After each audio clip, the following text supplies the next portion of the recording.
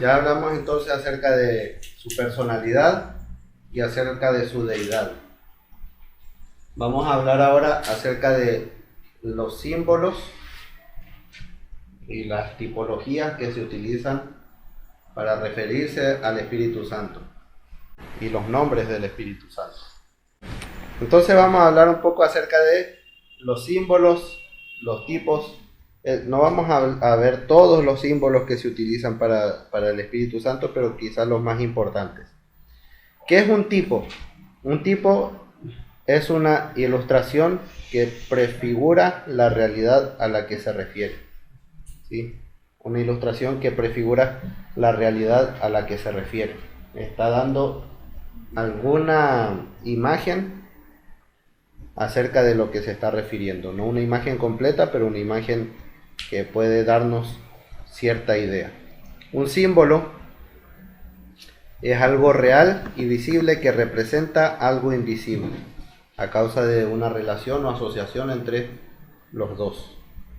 O sea que puede marcarnos un atributo específico de eso a lo que está simbolizando.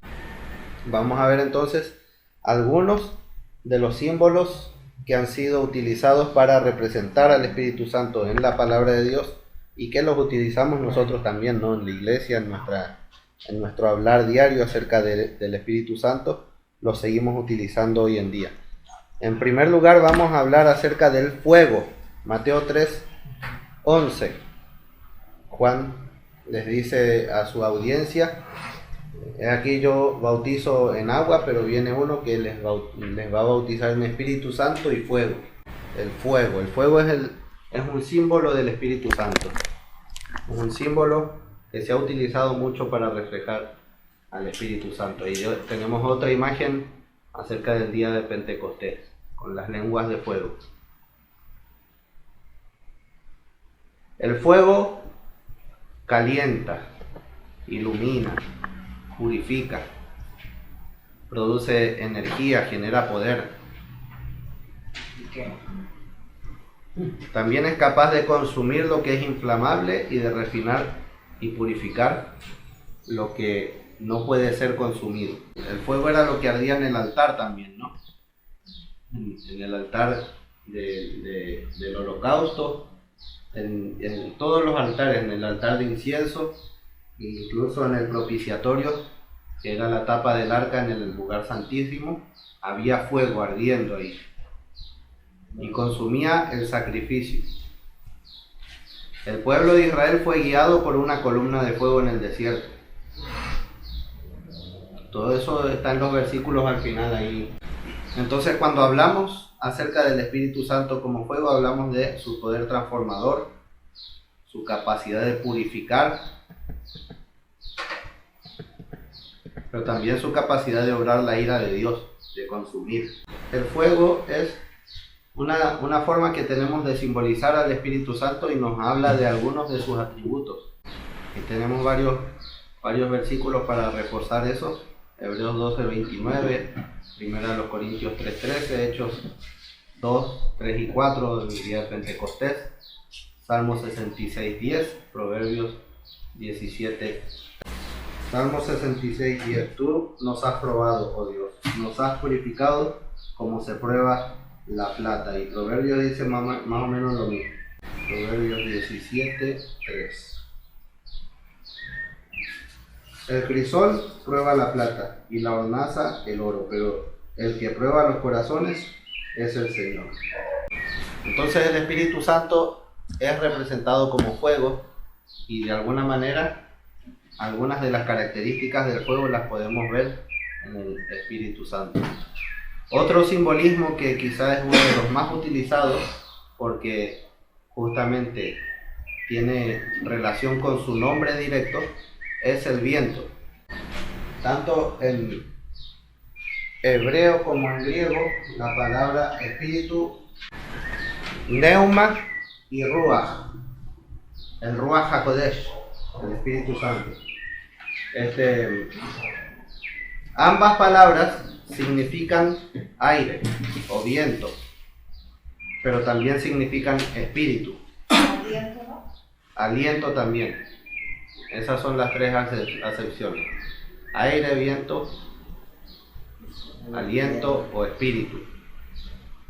Entonces, esta tipología del Espíritu Santo tiene relación directa con su nombre, y lo vemos, por ejemplo, en Juan capítulo 3, cuando Nicodemo se acerca a hablar con Jesús, que Jesús utiliza justamente esta tipología acerca del Espíritu Santo, y le dice que el viento sopla y no sabes por dónde va. Y así son los que son nacidos del Espíritu. Entonces, cuando hablamos del Espíritu Santo como viento, estamos hablando de su libertad, su capacidad de estar en todos lados, de moverse. Pero también hablamos justamente de lo que decía Irismar, del aliento divino. Ese que sopló Dios en el hombre, el que sopló Jesús en los discípulos cuando les dijo reciban el Espíritu Santo en Juan 20. Y cuando decimos que la palabra de Dios es inspirada por Dios, de alguna manera estamos diciendo que está dotada del aliento de Dios. ¿Sí? ¿Qué es inspirar? Inspirar puede ser dar la inspiración para escribir algo, y tiene esa acepción también, pero también inspirar es hacer esto, ¿no? Introducir aire en los pulmones. Entonces, de alguna manera, la palabra de Dios es inspirada por Dios de esa manera. Tiene el aliento de Dios. El viento es invisible y misterioso. Es libre. No es posible detener al viento. ¿Sí? Eclesiastés habla sobre que hay trabajos, hay cosas que el hombre hace que son como intentar atrapar el viento. O sea, son trabajos imposibles, cosas que no va a poder hacer el hombre. El viento es imposible atraparlo, es imposible detenerlo. Así también el Espíritu Santo. No podemos limitarlo, no podemos atraparlo en nuestra propia concepción de lo que debe ser o hacer el Espíritu Santo. Él se mueve libremente en el mundo, Él se mueve libremente en nuestras vidas, y Él se mueve libremente entre nosotros. El viento es aire en movimiento, ¿no? Y sin Él no podemos vivir. Un cristiano no puede vivir sin el Espíritu Santo. Una persona que ha sido regenerada por Dios no puede vivir sin el Espíritu Santo. Ahí tienen varios pasajes. El viento sopla de donde quiere y oye su sonido, pero no sabe ni de dónde viene ni a dónde va. Así es todo aquel que es nacido del Espíritu. Lo había parafraseado. Ahí lo vemos como viento, ¿no? En Génesis 2:7 está el aliento de Dios siendo soplado en el hombre. Ezequiel 37:7 al 10. Ezequiel profetizando en el valle de los huesos secos y diciendo, dice, profetiza al Espíritu que entre en los huesos secos, en esos cuerpos que se habían formado, pero que no tenían vida, y entonces el Espíritu sopla aliento en los huesos secos, ¿no? Job también dice que el aliento del Todopoderoso le dio vida. Juan 20:21 al 22, Jesús soplando en sus discípulos y diciéndoles, reciban el Espíritu Santo. Y bueno, Hechos 2 del 1 al 4, el día de Pentecostés, lo primero que hubo después del estruendo fue un viento recio, antes de las lenguas de fuego.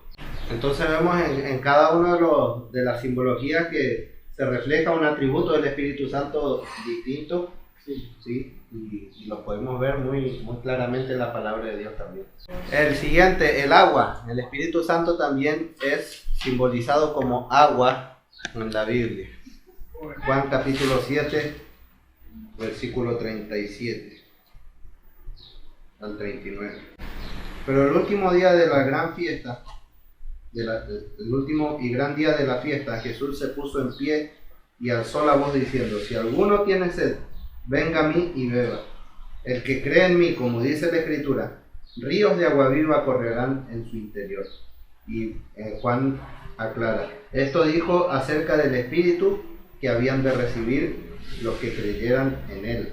pues todavía no había sido dado el Espíritu porque Jesús aún no había sido glorificado. Entonces, cuando hablamos de esos ríos de agua viva que saltan en la vida del cristiano, nos estamos refiriendo al Espíritu Santo. El agua trae limpieza, trae vida, trae frescura. ¿Sí? Las obras del Espíritu Santo son tan variadas como variados son los ríos de la tierra. No hay dos ríos iguales en la tierra. Yo crecí en Santa Fe, en Argentina, y esa ciudad está a orillas del río Paraná. Es un río muy grande, muy caudaloso, casi tan grande como el Orinoco. El Orinoco es más grande, pero el Paraná también es un río muy grande, muy caudaloso. También está el Amazonas, muy grande, pero hay ríos pequeños que no tienen un caudal tan grande, ¿no? Hay ríos que tienen cascadas, otros que tienen así rocas y rápidos, ¿no? Cada río es único en su tipo, y las obras del Espíritu Santo son tan variadas como lo son los ríos de la tierra. Eso lo dice un teólogo, Samuel Pérez Milos. La obra del Espíritu en la vida del creyente es imparable, de la misma manera que el torrente de un río no puede ser detenido por una persona. Párense en el caudal de un río y traten de detenerlo a ver si pueden. De la misma manera no podemos detener la obra del Espíritu Santo, Él es soberano sobre nuestras vidas. El agua también muestra la gracia de Dios, un símbolo que muestra la gracia de Dios, porque de la misma manera que el río fertiliza un valle, el Espíritu Santo hace fructífero aquello que el pecado había secado. Cuando nosotros nacemos de nuevo y recibimos el Espíritu Santo en nuestras vidas, pasamos de muerte a vida por la obra del Espíritu Santo. De la misma manera que un valle seco pasa un río por ahí y lo fertiliza. Como son solo 2 versículos, vamos a leerlos a los dos. Isaías 44:3. Dice: porque yo derramaré agua sobre el suelo sediento y torrentes sobre la tierra seca. Derramaré mi espíritu sobre tus descendientes y mi bendición sobre tus vástagos. Y la otra es Efesios 5:26. A fin de santificarla, habiéndola purificado en el lavamiento del agua con la palabra. Está hablando de Cristo y la iglesia, ¿no? Cristo santifica a la iglesia en el lavamiento del agua. El siguiente es el sello. Efesios capítulo 1, versículos 13 y 14, dice así: en él también ustedes, habiendo oído la palabra de verdad, el evangelio de su salvación, y habiendo creído en él, fueron sellados con el Espíritu Santo que había sido prometido, quien es la garantía de nuestra herencia para la redención de lo adquirido, para la alabanza de su gloria. Pablo les está escribiendo acá a los efesios. Éfeso, la ciudad de Éfeso, era una ciudad marítima, una ciudad que se encontraba en lo que conocemos como la ruta de la seda. Era una de las entradas a Europa de la ruta de la seda, y por ahí pasaba una gran cantidad de productos que llegaban en barco o que llegaban por tierra ahí y entonces se embarcaban en Éfeso. Entonces, habían en la antigüedad, hoy en día utilizamos esos containers gigantes, ¿no? Pero en la antigüedad ellos utilizaban para almacenar los productos principalmente dos elementos, 2 tipos de materiales: la madera en grandes toneles o en baúles gigantes, y de ahí viene la palabra tonelada, por ejemplo, y la arcilla, vasijas de barro, vasijas de arcilla. Para que no se confundiera la carga y para que se supiera de quién era la carga, a la madera se le imprimía un sello al rojo vivo y quedaba marcado así en esa parte quemada, y eso era indeleble porque estaba quemado, ¿no? Entonces no había manera de confundir la propiedad de quién, a quién pertenecía ese tonel, ese barril. Lo mismo pasa con la cerámica. La cerámica, cuando todavía estaba fresca, antes de hornearla o antes de secarla, le imprimían un sello que dejaba una marca que después no se podía borrar porque estaba con un relieve. De la misma manera, ese es el símbolo que está usando Pablo acá en la carta a los Efesios, porque le está hablando a los Efesios gente que conocía de comercio y gente que conocía de esta práctica. Y les habla acerca de que el Espíritu Santo es el sello que ha sido puesto en nosotros de manera indeleble, inalterable, que es una marca de propiedad, indica a quién pertenecemos, somos de Dios. En el versículo 30, que ya lo leímos, 4:30, que ya lo leímos, vuelve a utilizar la misma figura, ¿no? No entristezcan al Espíritu Santo de Dios, en quien fueron sellados para el día de la redención. Y bueno, ahí tenemos también segunda a los Corintios, capítulo 1, versículo 22, y segunda a Timoteo, capítulo 2, versículo 19. Todas hablando acerca del sello del Espíritu Santo en nuestras vidas. El Espíritu Santo en nuestras vidas es ese sello que indica la propiedad a quien nosotros pertenecemos. Somos de Dios.